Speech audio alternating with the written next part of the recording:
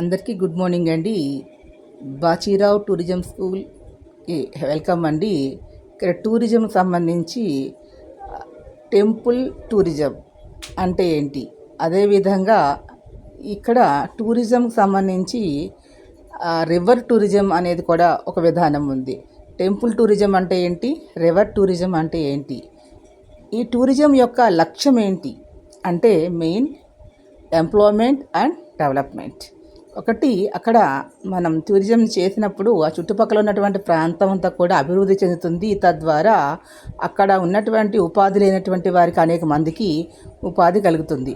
అంటే ఇక్కడ నైపుణ్యం ఉన్న నైపుణ్యం లేనా, అంటే చదువుకున్న లేదా చదువురాని వారికి కూడా ఉపాధి ఈ టూరిజం వల్ల కలుగుతుంది. కాబట్టి దేవాలయాలను కూడా చాలా అభివృద్ధి చెందుతాయి.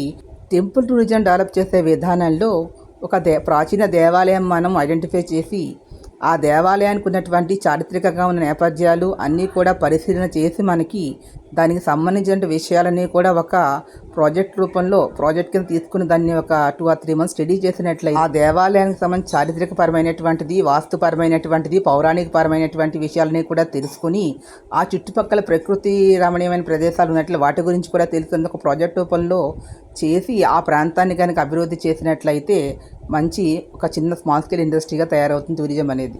స్థానిక భాషతో పాటు ఇంగ్లీష్, హిందీలో ప్రావీణ్యం ఉన్నటువంటి వారు గైడ్గా కూడా పనిచేసి వారికి ఉపాధి అనేది లభిస్తుంది. వారికి కొద్దిగా చరిత్ర మీద, వాస్తు మీద మాట్లాడే శక్తి, కెపాసిటీ ఉన్నట్లయితే వారందరికీ కూడా ఒక టూరిస్ట్ గైడ్లా కూడా ఉపాధి అనేది లభించే అవకాశం ఉంది.